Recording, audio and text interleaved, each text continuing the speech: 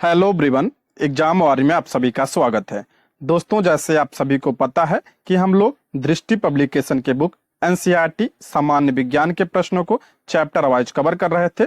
कल की वीडियो में हमने क्लास 6 के 8 चैप्टर के प्रश्नों को किया था। अगर आपने वीडियो नहीं देखी है तो प्लीज चैनल पर जाके देख सकते हैं। आज की इस वीडियो में हम इसके आगे के चैप्टर के प्रश्नों को देखेंगे। दोस्तों, ये video PRT 6 to 8 TGT PGT सभी के लिए इंपॉर्टेंट है, क्योंकि सब्जेक्ट के अलावा जीके जीएस के प्रश्न भी साइंस से बनते हैं। तो आप लोग वीडियो को लास्ट तक ध्यान से जरूर देखिएगा। चलिए शुरू करते हैं। चैप्टर 9, जिसका नाम है सजीव एवं उनका परिवेश। इससे पहला प्रश्न है, पौधों और जीवों में अनुकूलन के संदर्भ में निम्नलिखित कथनों पर विचार कीजिए। अनुकूलन यानी एडॉप्टेशन के बारे में दिया है। पहला कह रहा है, पौधों और जीवों के विशिष्ट लक्षण एवं स्वभाव जो उन्हें एक आवास विशेष में रहने के अनुकूल बनाते हैं, अनुकूलन कहलाता है। बिल्कुल सही है। पौधों और जीवों के विशिष्ट लक्षण एवं स्वभाव जो उन्हें एक आवास विशेष में रहने के अनुकूल बनाते हैं, उसे क्या कहा जाता है? अनुकूलन कहा जाता है। ठीक है, ये सही है। दूसरा, मैदानी क्षेत्र के एक व्यक्ति को ऊंचे पहाड़ी क्षेत्र में तीव्र गति से सांस लेनी पड़ती है, परंतु थोड़े दिनों बाद वह सहज हो जाता है। यह अनुकूलन का सटीक उदाहरण है। यह अनुकूलन की वजह से नहीं होता है, यह अभ्यास की वजह से होता है। तो इसलिए आपका दूसरा गलत हो जाएगा। ठीक है, इसमें क्या पूछा है? उपयुक्त कथनों में से कौन सा कथन सही है? तो ऑप्शन ए इसका राइट आंसर हो जाएगा। केवल पहला आपका सही है। ऑप्शन ए इसका करेक्ट आंसर हो जाएगा। व्याख्या देखते हैं, तब आपको ज्यादा समझ में आएगा। कथन पहला सही है, परंतु दूसरा गलत है, क्योंकि अनुकूलन अल्पकाल में नहीं होता है। ध्यान रखिएगा, अनुकूलन अल्पकाल में नहीं होता है। यह हजारों वर्षों में आए परिवर्तनों के प्रति पौधों व जीवों के अनुकूल होने से संबंधित है। मैदानी क्षेत्र के व्यक्ति को पहाड़ी क्षेत्र में जाने पर सहज होने में कुछ दिन लगते हैं। ये परिवर्तन अल्प अवधि से संबंधित है। अल्प अवधि में किसी एक जीव के शरीर में होने वाले ये छोटे छोटे परिवर्तन पर्यानुकूलन कहलाते हैं।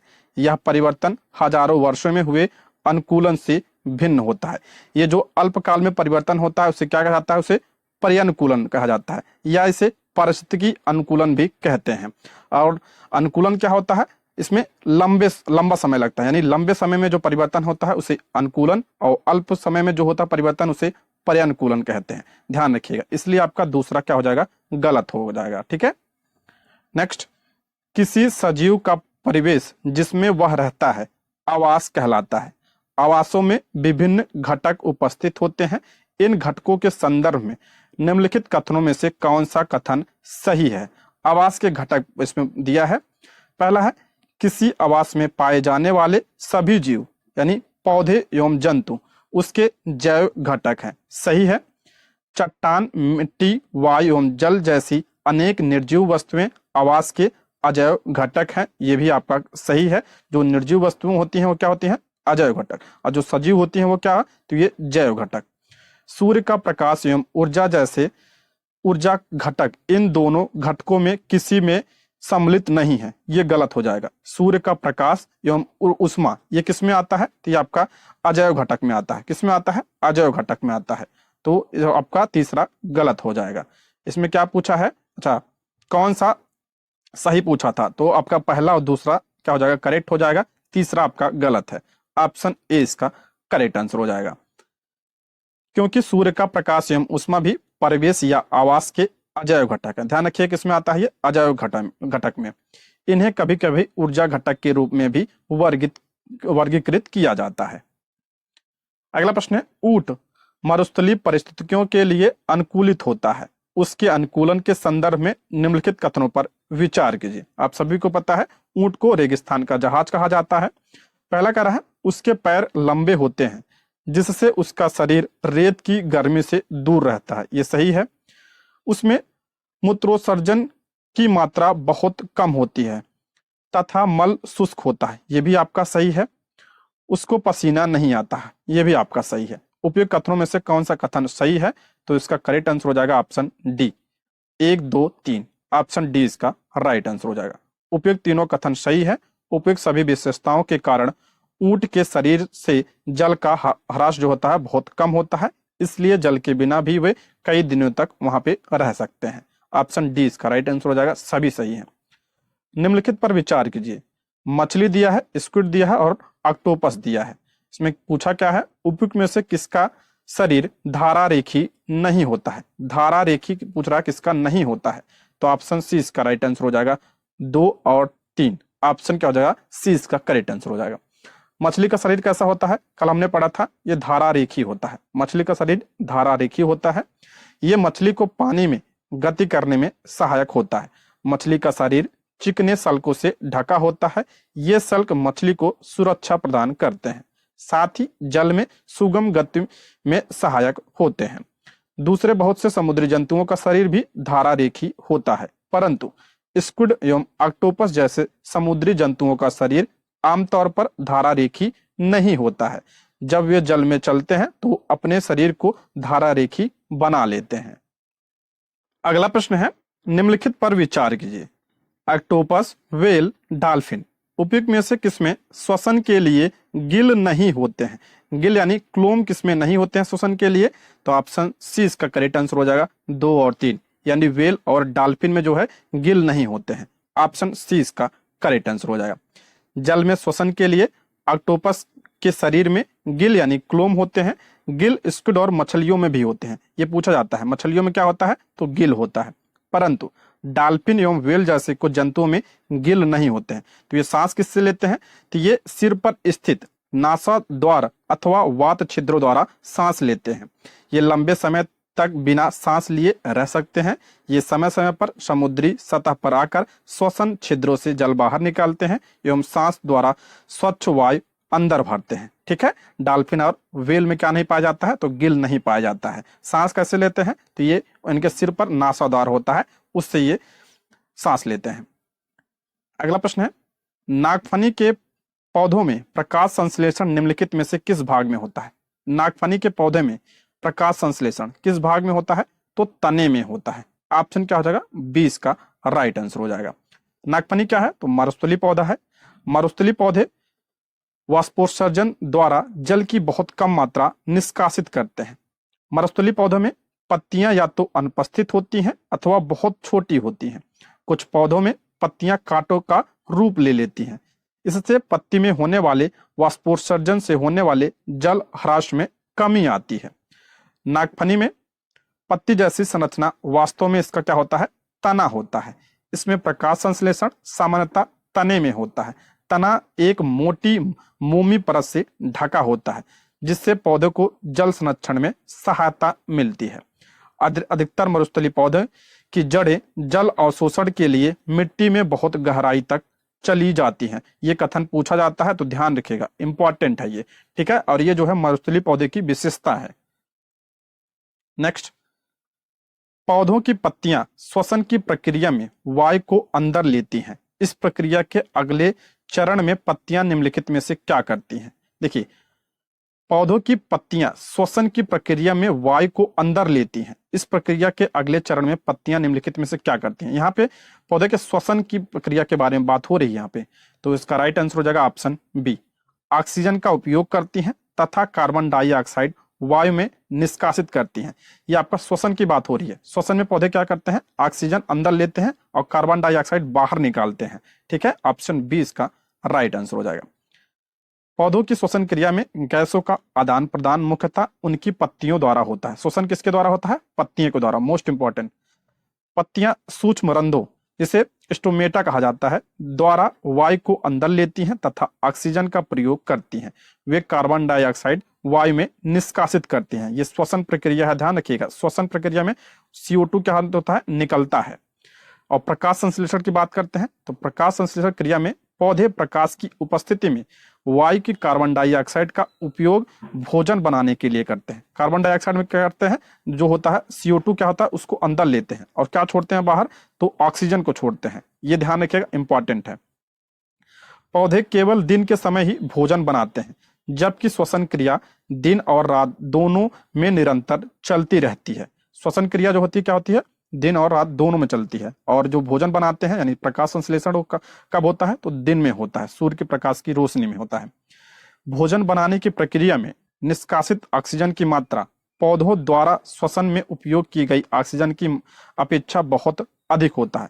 यानी जो ऑक्सीजन निकालते हैं प्रकाश संश्लेषण में वो क्या होता है, अधिक होता है, और जो श्वास लेते हैं वो ऑक्सीजन उसमें क्या होता है, कम होता है। ठीक है, अगला प्रश्न है, निम्नलिखित में से किसमें श्वसन प्रक्रिया संपन्न होती है? मोस्ट इंपॉर्टेंट है ये भी।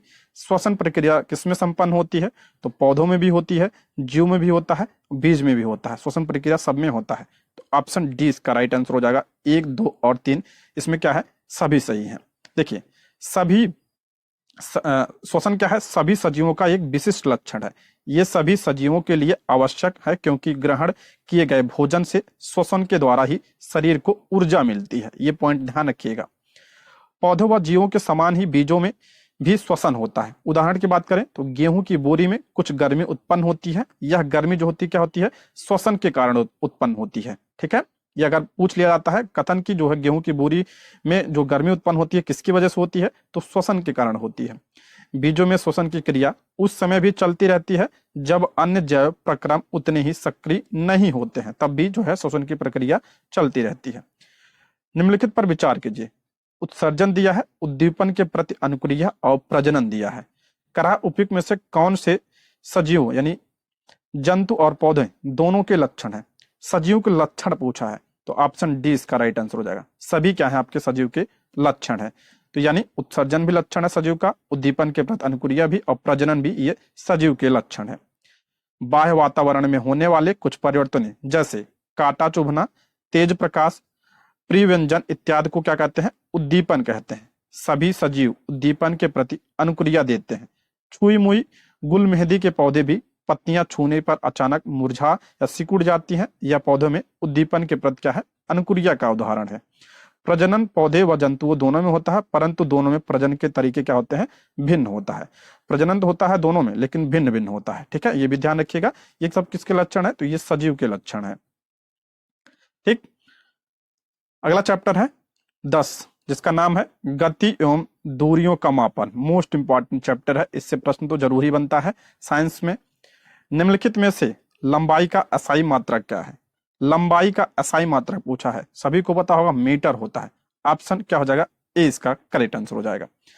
समस्त संसार के वैज्ञानिकों द्वारा एक समान मापन के लिए मानक मात्रकों के एक सेट को स्वीकार किया गया है। आजकल जिस मानक मात्रक प्रणाली का उपयोग हो रहा है उसे अंतरराष्ट्रीय मात्रक प्रणाली यानी असाई मात्रक कहते हैं। तो और लंबाई का असाई मात्रक क्या होता है, मीटर होता है। नेक्स्ट, निम्नलिखित युग्मों पर विचार कीजिए। करा है कि वाहन सरल रेखीय गति, पंखा क्या है आवर्ती गति, झूला वर्तुल गति। उपयुक्त में युग्मों में से कौन सा सही सुमेलित पूछ रहा है, गति के बारे में पूछ रहा है, तो ऑप्शन ए इसका करेक्ट आंसर हो जाएगा। ऑप्शन ए केवल आपका क्या है, पहला सही है। वाहन किस में गति करता है, तो ये सरल रेखी में गति करता है।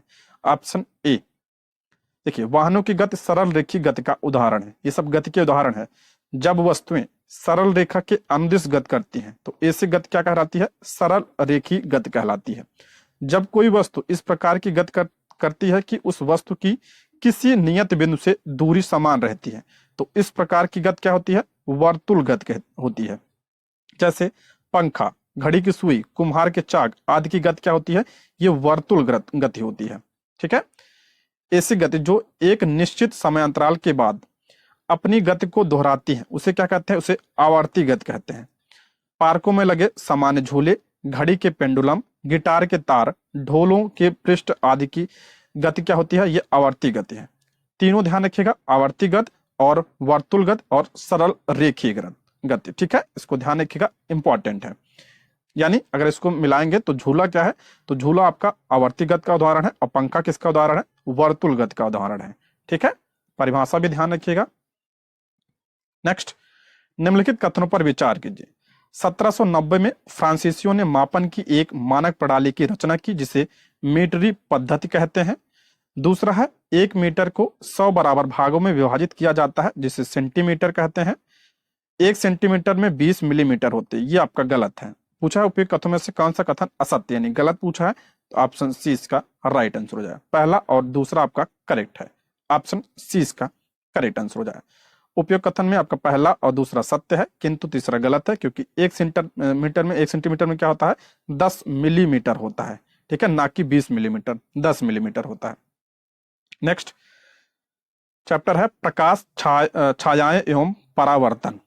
इससे पहला प्रश्न देखते हैं, निम्नलिखित पर विचार कीजिए। परावर्तन से संबंधित है, प्रकाश का चैप्टर बहुत इंपॉर्टेंट है। अपवर्तन दिया है, परावर्तन दिया है और विवर्तन दिया है। दर्पण में प्रतिबिंब बनने के लिए उपयुक्त में से कौन सी घटना आवश्यक है? दर्पण में जो प्रतिबिंब बनता है उसके लिए क्या आवश्यक है? तो ऑप्शन बी राइट आंसर हो जाएगा, परावर्तन आवश्यक है। ठीक है, परावर्तन, ऑप्शन बी इसका करेक्ट आंसर हो जाएगा। दर्पण में प्रतिबिंब का बनना प्रकाश के परावर्तन के कारण होता है, अपवर्तन तथा विवर्तन इसके लिए आवश्यक नहीं है। यह प्रश्न बन सकता है, तो ध्यान रखिएगा। व्यक्ति वस्तुओं को देख पाता है, यह प्रश्न बन चुका है। व्यक्ति वस्तुओं को देख पाता है जब, तो ऑप्शन सी, जब प्रकाश वस्तु पर पड़े और आंखों की तरफ आए। ऑप्शन सी इसका राइट आंसर हो जाएगा। व्यक्ति वस्तु को तभी देख पाता है जब प्रकाश वस्तु पर पड़ता है और फिर वस्तु से आंखों पर आता है। ठीक है, ऑप्शन सी इसका राइट आंसर हो जाएगा। यह भी आपका किसका उदाहरण है? परावर्तन का ही उदाहरण है। निम्नलिखित कथनों में से असत्य कथन का चयन करें, यानी गलत कथन पूछा है इसमें। जब प्रकाश के पथ में कोई अपारदर्शी वस्तु आ जाती है तो उस वस्तु की छाया नहीं बनती है। दूसरा कह रहा है दर्पण परावर्तन से हमें स्पष्ट प्रतिबिंब प्राप्त होता है। तीसरा है पारभासी वस्तुएं प्रकाश के कुछ भाग को ही अपने में से होकर जाने देती हैं। और चौथा है प्रतिबिंब छायाओं से अत्यधिक भिन्न होते हैं। इसमें गलत कथन पूछा है, तो आपका पहला गलत हो जाएगा, ऑप्शन ए इसका राइट आंसर हो जाएगा। जब प्रकाश के पथ में कोई अपारदर्शी वस्तु आती है तो उस वस्तु की छाया बनती है। ठीक है, ये इसमें दिया था छाया नहीं बनती है, तो छाया बनती है। अगर जैसे यहाँ पे कोई अपारदर्शी है वस्तु आएगा तो छाया तभी तो बनेगा। ठीक है, तो यही है आपका ऑप्शन ए इसका करेक्ट आंसर हो जाएगा। ये गलत है, छाया नहीं बनती है, ये गलत है, छाया बनती है। ठीक है, और दर्पण परिवर्तन से हमें स्पष्ट प्रतिबिंब बनता है, ये करेक्ट है, अभी हम पहले प्रश्न पढ़ चुके हैं। पारभासी वस्तुएं प्रकाश के कुछ भाग को ही अपने में से होकर जानी देती हैं, यह भी आपका सही है। प्रतिबिंब छायाओं से अत्यधिक भिन्न होते हैं। नेक्स्ट अगला चैप्टर आपका विद्युत तथा परिपथ। विद्युत तथा परिपथ, इससे पहला प्रश्न देखते हैं, निम्नलिखित कथनों पर विचार कीजिए। विद्युत सेल उसमें संचित रासायनिक पदार्थों से विद्युत उत्पन्न करता है। दूसरा है विद्युत सेल में एक सिरा धनात्मक तथा दूसरा ऋणात्मक होता है। तीसरा है विद्युत स्विच का उपयोग विद्युत धारा के प्रवाह को रोकने या प्रारंभ के लिए किया जाता है। तो कह रहा है कौन सा कथन सही है? तो ऑप्शन डी, तीनों सही है। ठीक है, विद्युत सेल उसके संचित रासायनिक पदार्थों से विद्युत उत्पन्न करता है, करेक्ट है। विद्युत सेल में एक सिरा क्या होता है? धनात्मक होता है, दूसरा ऋणात्मक होता है, आपने देखा होगा, करेक्ट है। विद्युत स्विच का उपयोग विद्युत धारा के प्रवाह को रोकने या प्रारंभ करने के लिए किया जाता है, ये भी सही है, ऑप्शन डी इसका करेक्ट आंसर हो जाएगा। ठीक है दोस्तों, ये अभी क्लास 6 का है, इसलिए थोड़ा नॉर्मल प्रश्न है। जैसे जैसे हम आगे के क्लास में जाएंगे वैसे वैसे प्रश्न का लेवल भी बढ़ता जाएगा। ठीक है, निम्नलिखित पर विचार कीजिए। थर्माकोल दिया, वायु दिया, मानव शरीर, एल्युमिनियम की पत्ती। उपयुक्त कथनों में से कौन विद्युत चालक का उदाहरण है? तो विद्युत चालक का उदाहरण ऑप्शन सी 3 और 4, यानी मानव शरीर और एल्युमिनियम की पत्ती, ये क्या है? विद्युत के क्या है? चालक है। और थर्माकोल वायु क्या है? कुचालक है। ऑप्शन सी इसका करेक्ट आंसर हो जाएगा। ठीक है, शरीर भी जो है बहुत अच्छा चालक होता है विद्युत का। नेक्स्ट विद्युत चालक तथा विद्युत रोधक से संबंधित कथन है। कह रहा है जो पदार्थ विद्युत धारा का प्रवाह होने देते हैं वे विद्युत चालक कहलाते हैं, तथा जो पदार्थ विद्युत धारा का प्रवाह मंद कर देते हैं उसे विद्युत रोधक कहते हैं। जिस पदार्थ में विद्युत धारा प्रवाह होता है उसे विद्युत चालक, तथा जिस पदार्थ में विद्युत धारा प्रवाह नहीं होता है उसे विद्युत रोधक। तीसरा आपका जिसमें विद्युत धारा प्रवाहित नहीं हो सकती है उसे विद्युत चालक, तथा जिसमें विद्युत धारा प्रवाहित होती है उसे विद्युत रोधक कहते हैं। इसमें पूछ रहा है कौन सा करेक्ट है, तो सबसे करेक्ट इसमें कौन सा है? तो ऑप्शन बी इसका राइट आंसर हो जाएगा। जिस पदार्थ में विद्युत धारा का क्या होता है? प्रवाह होता है, उसे क्या कहते हैं? विद्युत चालक कहते हैं। क्या होता है? विद्युत का चालक। और जिसमें विद्युत धारा का प्रवाह नहीं होता है वो क्या होता है? विद्युत रोधक होता है। ऑप्शन क्या हो जाएगा? बी इसका करेक्ट आंसर हो जाएगा। नेक्स्ट विद्युत बल्ब में होता है, तो इसमें क्या होता है? फिलामेंट होता है। ऑप्शन क्या हो जाएगा? सी इसका करेक्ट, ए इसका राइट आंसर हो जाएगा, फिलामेंट। ऑप्शन ए इसका करेक्ट आंसर हो जाएगा। और फिलामेंट किसका होता है? तो टंगस्टन का होता है वो। अगला प्रश्न, निम्नलिखित कथनों पर विचार कीजिए। पहला है बंद विद्युत परिपथ में विद्युत धारा विद्युत सेल के एक टर्मिनल से दूसरे टर्मिनल तक प्रवाहित होती है। करेक्ट है। स्विच एक जटिल युक्त है जिससे विद्युत धारा के प्रवाह को कम या अधिक किया जाता है। ये गलत है, अभी हमने पढ़ा था।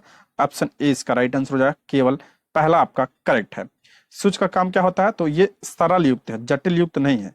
तो विद्युत धारा के प्रवाह को रोकने या प्रारंभ करने के लिए परिपथ को तोड़ना अथवा पूरा करता है। ठीक है दोस्तों, यदि आप हमारे चैनल पर नए हैं तो प्लीज चैनल को सब्सक्राइब करें, और अगर आपको वीडियो पसंद आती है तो लाइक, शेयर और कमेंट करें। इसी तरह जो है हम सारे सब्जेक्ट के प्रश्नों को करेंगे। ठीक है, तो आप लोग चैनल को सब्सक्राइब जरूर कर लीजिएगा।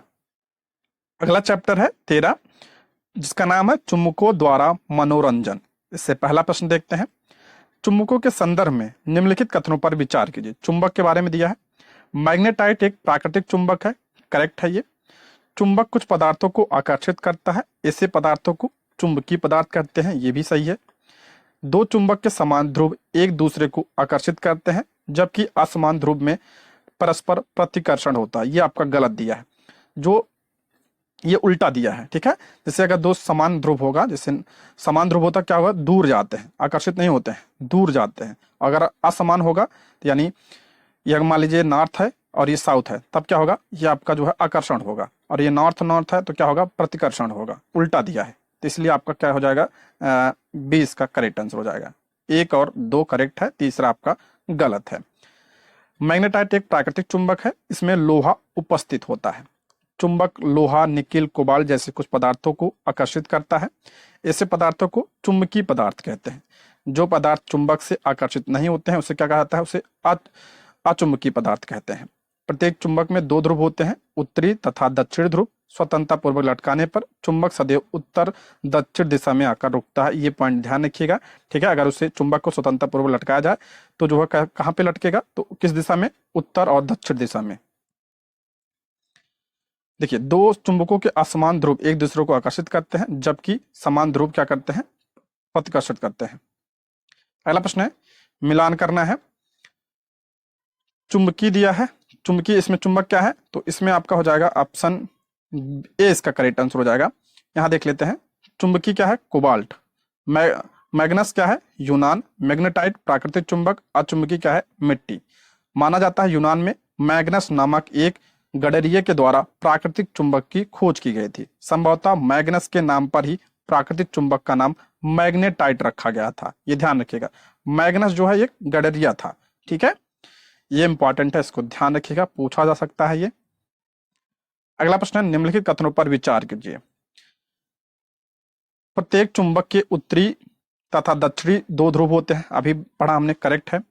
चुंबक को गर्म करने पर, चोट करने पर तथा ऊंचाई से गिराने पर चुंबक अपना गुण खो देता है, ये भी आपका करेक्ट है। उसे गर्म करेंगे या उस पर चोट करेंगे या ऊंचाई से गिराएंगे तो उसका जो चुंबकीय गुण होता है वो खत्म हो जाता है, करेक्ट है।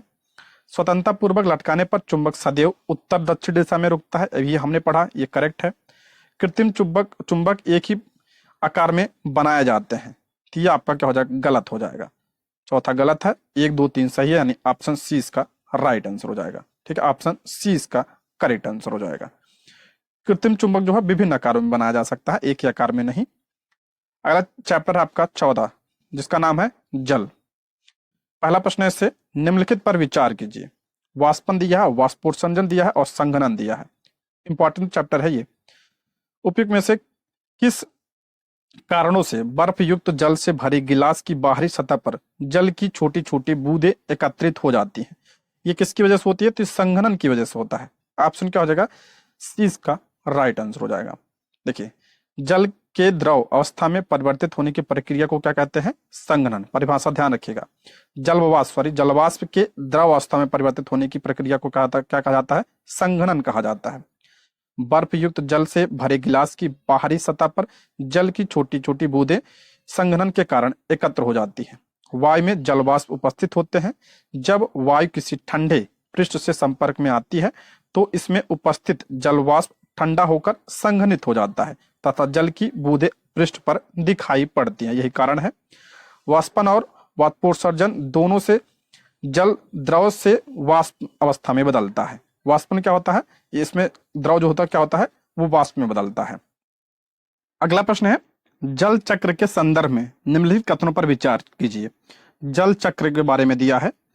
पहला, वायु में जल वाष्पन तथा संघनन के प्रक्रमों द्वारा प्रवेश करता है। ये गलत है। वायु में जल वाष्पन तथा वाष्पोत्सर्जन के द्वारा होता है, संघनन के द्वारा नहीं, वाष्पोत्सर्जन के द्वारा। तो इसलिए आपका पहला गलत हो जाएगा। जल को पृथ्वी के पृष्ठ पर पुनः वापस लाने में वाष्पोत्सर्जन प्रक्रम की महत्वपूर्ण भूमिका होती है। ये गलत है, वाष्पोत्सर्जन की नहीं होती है, संघनन की होती है महत्वपूर्ण भूमिका, संघनन की। ठीक है। अगला, वायु में प्रविष्ट जल से बादल बनते हैं और वर्षा, ओले तथा हिम के रूप में जल पुनः धरती पर वापस आ जाता है। ये करेक्ट है। ठीक है, तीसरा आपका करेक्ट है। तो इसमें सही पूछा है तो ऑप्शन सी इसका राइट आंसर हो जाएगा। केवल आपका तीसरा सही है। देखते हैं इसके बारे में थोड़ा। कथन पहला और दूसरा गलत है, क्योंकि वायु में जल वाष्पन तथा वाष्पोत्सर्जन के प्रक्रमों द्वारा प्रवेश करता है। ठीक है, वायु में जल क्या होता है, वाष्पन तथा वाष्पोत्सर्जन के द्वारा प्रवेश करता है। प्रकृति में जल चक्र के लिए वायु में जल वाष्प का होना क्या होता है, अनिवार्य होता है। जल को पृथ्वी के पृष्ठ पर पुनः वापस लाने में संघनन प्रक्रम महत्वपूर्ण होता है, जबकि वाष्पोत्सर्जन से जल वायु में जाता है। वायु में प्रविष्ट जल वाष्प के रूप में होता है, जिसमें बादल बनते हैं। ये जल वर्षा, ओले तथा हिम के रूप में पुनः धरती पर वापस आ जाता है। अंतिम चरण में जल नदियों व झरनों से होता हुआ पुनः महासागरों में आ जाता है। इस प्रकार जल क्या होता है, जल चक्र पूरा होता है। इसलिए पृथ्वी पर जल की कुल मात्रा समान ही रहती है, जितना जाता है फिर वो वापस आ जाता है। निम्नलिखित कथनों पर विचार कीजिए। कह रहा है, वर्षा का जल एकत्र करने को वर्षा जल संग्रहण कहा जाता है। करेक्ट है। समुद्रों और महासागरों के जल में बहुत से लवण घुले होते हैं, जिससे जल खारा होता है तथा पीने योग्य नहीं होता। ये भी आपका करेक्ट है। उपयुक्त कथनों में से कौन सा कथन सही सत्य नहीं है? ठीक है, सत्य नहीं पूछा है इसमें, तो इसमें जो है दोनों सही है। ठीक है, इसमें कोई गलत नहीं है, इसलिए ऑप्शन डी इसका राइट आंसर हो जाएगा। इनमें से कोई नहीं, ऑप्शन डी इसका करेक्ट आंसर है। इसमें नहीं पूछा है, इसलिए ऑप्शन डी इसका राइट आंसर, इनमें से कोई नहीं, दोनों आपका करेक्ट है। ठीक है, दोनों कथन सही है। वर्षा के जल में को एकत्र करना क्या होता है, वर्षा जल संग्रहण कहलाता है। अगला प्रश्न है, rime of the ancient mariner, rime of the ancient mariner कविता के रचयिता कौन है? तो ऑप्शन बी इसका राइट आंसर हो जाएगा, एस.टी. कोलरिज। ऑप्शन बी इसका करेक्ट आंसर हो जाएगा। एस.टी. कोलरिज द्वारा 1798 में लिखी गई कविता rime of the ancient mariner है। इस कविता में कवि ने महासागर में भटके किसी जहाज के नाविकों की करुणगाथा का उल्लेख किया है। इस कविता की एक पंक्ति है, हर जगह जल ही जल, पीने के लिए कोई बूंद नहीं। किसकी रचना है? तो एस.टी. कोलरिज की है। ये बीपीएससी का फेवरेट प्रश्न है, ऐसे प्रश्न बीपीएससी बहुत पूछता है। ऑप्शन बी इसका करेक्ट आंसर हो जाएगा, ध्यान रखिएगा। दोस्तों, अगर आपको वीडियो पसंद आ रही हो तो लाइक भी कर दीजिए, कमेंट भी कर दीजिए। आप लोग लाइक करते हैं, कमेंट करते हैं, इससे हमें मोटिवेशन मिलता है, जिससे हम आप लोगों के लिए वीडियो को ला पाते हैं। अगला चैप्टर है हमारे चारों ओर वायु। इससे पहला प्रश्न देखते हैं। वायु अनेक गैसों का मिश्रण है। इस मिश्रण के मुख्य अवयवों के संदर्भ में निम्नलिखित कथनों पर विचार कीजिए। पहला कह रहा है, वायु में ऑक्सीजन और नाइट्रोजन मिलकर वायु का 99% भाग बनाते हैं। करेक्ट है। शेष 1% भाग में कार्बन डाइऑक्साइड, कुछ अन्य गैसें, जल वाष्प तथा धूल के कण होते हैं। ये भी आपका सही है। ऑप्शन सी इसका राइट आंसर हो जाएगा। 1 और 2 आपका दोनों सही है। आप सभी को पता होगा जो है वायु में क्या होता है, कितना परसेंट होता है ऑक्सीजन? तो लगभग 21% होता है, 20.95% होता है ऑक्सीजन। नाइट्रोजन आपका होता है 78%, ये अक्सर एग्जाम में पूछा जाता है। जबकि शेष 1% में आपका क्या होता है, आर्गन होता है 0.93%, कार्बन डाइऑक्साइड 0.04%, कुछ अन्य गैसें, जल वाष्प तथा धूल के कण भी इसमें होते हैं। मोस्ट इंपॉर्टेंट है, इसको ध्यान रखिएगा, ये पूछा जाता है। इस मिश्रण से बनी वायु की जो परत पृथ्वी को घेरे हुए है उसे क्या कहा जाता है, उसे वायुमंडल कहते हैं। ठीक है। अगला प्रश्न है, निम्नलिखित कथनों पर विचार कीजिए। पहला है, गतिशील वायु को पवन कहते हैं। करेक्ट है, गतिशील वायु को क्या कहा जाता है, उसे पवन कहते हैं। दूसरा है, वायु स्थान नहीं घेरती है। गलत है, वायु जो है स्थान घेरती है। तीसरा है, वायु की वह परत जो पृथ्वी को घेरे हुए उसे वायुमंडल कहते हैं। वायु की परत जो पृथ्वी को घेरे हुए है उसे वायुमंडल कहते हैं। करेक्ट है, अभी हमने पढ़ा था। वायु प्रत्येक स्थान पर मिलती है, इसे देख नहीं सकते हैं। ये आपका गलत है। तो इसमें पूछ रहा है, निम्नलिखित में कौन सा कथन सत्य नहीं है? सत्य नहीं है, नहीं गलत पूछा है, तो सत्य इसमें कौन सा नहीं है, तो ऑप्शन डी इसका राइट आंसर हो जाएगा। 2 और 4 इसमें सत्य नहीं है, ऑप्शन डी। देखिए, गतिशील वायु को पवन कहते हैं। वायु क्या करती है, स्थान घेरती है तथा वायु प्रत्येक स्थान पर मिलती है, लेकिन इसे देखा नहीं जा सकता है। ठीक है, देखा नहीं जा सकता है। वायु की परत जो पृथ्वी को घेरे हुए उसे क्या कहते हैं, वायुमंडल कहते हैं। ठीक है, इसमें आप 4 में दिया था आपका वायु प्रत्येक स्थान पर मिलती है, इसे देख नहीं सकते हैं।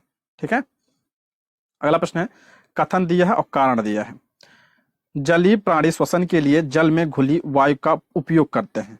कारण है वायु नाइट्रोजन, ऑक्सीजन, कार्बन डाइऑक्साइड, जलवाष्प तथा कुछ अन्य गैसों का मिश्रण है। तो ऑप्शन बी इसका राइट आंसर हो जाएगा। दोनों सही है, ये भी सही है, ये भी सही है, लेकिन जो है ये सही व्याख्या नहीं करता है। ऑप्शन बी इसका राइट आंसर हो जाएगा। जलीय प्राणी श्वसन के लिए जल में घुली वायु का उपयोग करते हैं। वायु में ऑक्सीजन, नाइट्रोजन, कार्बन डाइऑक्साइड, जलवाष्प तथा कुछ अन्य गैसों का मिश्रण पाया जाता है, जैसे कि हमने पीछे पढ़ा। अला निम्नलिखित में से कौन सा वायु घटक जलने में सहायक होता है, तो जलने में सहायक कौन सा होता है, ऑक्सीजन होता है। ऑप्शन बी इसका राइट आंसर हो जाएगा, सभी को पता होगा। ठीक है, अगला आपका चैप्टर है, लास्ट चैप्टर है, कचरा संग्रहण एवं निपटान। इससे पहला प्रश्न देखते हैं हम। वर्मी कंपोस्ट अथवा कृमि कंपोस्ट के में लाल केचुआ का प्रयोग किया जाता है। इन लाल केचुओं के संदर्भ में निम्नलिखित कथनों पर विचार कीजिए। वर्मी कंपोस्ट और कृमि कंपोस्ट में किसका प्रयोग किया जाता है, लाल केचुओं का प्रयोग किया जाता है। तो इसमें देखा पहला दिया है, लाल केचुओं के दांत नहीं होते हैं, ये भोजन को गिजड़ की सहायता से पीसते हैं। ये करेक्ट है, लाल केचुओं में दांत नहीं होते हैं, ये भोजन को गिजड़ की सहायता से पीसते हैं। दूसरा है, अंडे के छिलके अथवा समुद्री शंख या सीपी का चूरा भोजन को पीसने में केचुओं की सहायता करता है। यह भी आपका करेक्ट है। इसमें आप पूछा है कौन सा कथन सही है, तो दोनों सही है। ऑप्शन सी इसका राइट आंसर हो जाएगा। केचुओं को क्या कहा जाता है, तो केचुओं को किसान का मित्र कहा जाता है। लाल केचुओं की सहायता से कंपोस्ट बनाने की इस विधि को क्या कहते हैं, वर्मी कंपोस्टिंग अथवा कृमि कंपोस्टिंग कहते हैं। ठीक है, आपने पढ़ा होगा कि केचुओं के उत्पादन को क्या कहते हैं, केचुआ पालन को तो वर्मी कल्चर कहते हैं। लाल केचुओं के दांत नहीं होते हैं, इसमें एक विशेष संरचना होती है जिसे क्या कहते हैं, गिजड़ कहते हैं। ध्यान रखिएगा, पूछा जा सकता है। जो भोजन को पीसने में इनकी सहायता करता है। अंडे के छिलके अथवा समुद्री शंख या सीपी का चूरा आहार के साथ मिलाने पर या भोजन को पीसने में केचुओं की सहायता करता है। लाल केचुए बहुत गर्म अथवा ठंडे वातावरण में जीवित नहीं रह सकते हैं, इन्हें आसपास नमी की आवश्यकता होती है। नेक्स्ट, निम्नलिखित कथनों पर विचार कीजिए। करा, कागज का पुनर्चक्रण संभव है तथा पुनर्चक्रण से उपयोगी चीजें बनाई जा सकती हैं। दूसरा है, कंपोस्टिंग द्वारा प्लास्टिक को कम हानिकारक पदार्थों में परिवर्तित करना संभव नहीं है। तीसरा है, पौधे एवं जंतु अपशिष्टों को खाद में परिवर्तित किया जा सकता है। चौथा, सभी प्रकार के प्लास्टिक गर्म करने पर अथवा जलाने पर हानिकारक गैस छोड़ते हैं। इसमें क्या कह रहा है, कौन सा कथन सही है, तो ऑप्शन डी इसका राइट आंसर हो जाएगा। इसमें सारे कथन सही हैं। ठीक है, ऑप्शन डी इसका करेक्ट आंसर हो जाएगा। 1 2 3 4, इसमें चारों आपका करेक्ट है। कागज का पुनर्चक्रण संभव है तथा इससे उपयोगी चीजें बनाई जा सकती हैं। प्लास्टिक की कंपोस्टिंग नहीं की जा सकती है, ध्यान रखिएगा। जबकि पौधे एवं जंतु अपशिष्टों को कंपोस्टिंग की जा सकती है। प्लास्टिक को गर्म करने या जलाने पर हानिकारक गैस निकलती है। अला निम्नलिखित में से प्लास्टिक के दुरुपयोग के कौन कौन से दुष्परिणाम है। प्लास्टिक के जो है दुरुपयोग से कौन कौन से परिणाम है, खाद्य पदार्थों का हानिकारक तथा कैंसर का होना, ये सही है। पशुओं की मृत्यु का कारण बनता है, ये भी आपका करेक्ट है। शहरों में जल भराव का भी कारण बनता है, ये भी आपका करेक्ट है। नालियों वगैरह में जम जाता है, वही है। ऑप्शन डी इसका राइट आंसर हो जाएगा। प्लास्टिक के थैलियों में पैक किए गए भोजन खाना हमारे स्वास्थ्य के लिए क्या होता है, हानिकारक हो सकता है गंदगी के कारण। सभी प्रकार के प्लास्टिक गर्म करने अथवा जलाने पर हानिकारक गैस छोड़ते हैं। ये बहुत सी स्वास्थ्य संबंधी समस्याएं जिसमें मानव कैंसर भी सम्मिलित है, उत्पन्न करती हैं सब। प्लास्टिक थैलियों में पैक कूड़े को जानवर भोजन की लालच में थैली निगल जाते हैं, जिससे उनकी मौत हो जाती है। प्लास्टिक की थैलियों से शहर के नाले व सीवर बंद हो जाते हैं, जो शहरों में बाढ़ एवं जल भराव का क्या कहते हैं, कारण बनते हैं। ठीक है दोस्तों, क्लास 6 के सारे चैप्टर हमने कर लिए। अब इसके आगे के वीडियो में हम क्लास 7 के चैप्टर को देखेंगे। ठीक है। ये रहे आज के प्रश्न। Thank you for watching.